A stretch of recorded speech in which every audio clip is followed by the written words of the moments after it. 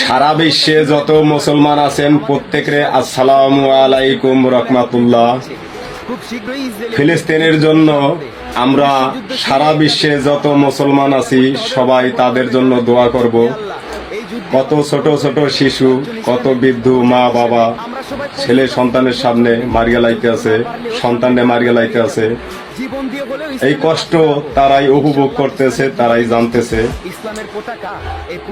কষ্ট কি, তারাই বুঝতেছে। এই ভিডিওটা যার কাছে যায় অবশ্যই সারা বিশ্বে এই ভিডিওটা সবাই শেয়ার করিয়া ছড়াই দেবেন, দেখার মতন সবাই সুযোগ করে দেবেন।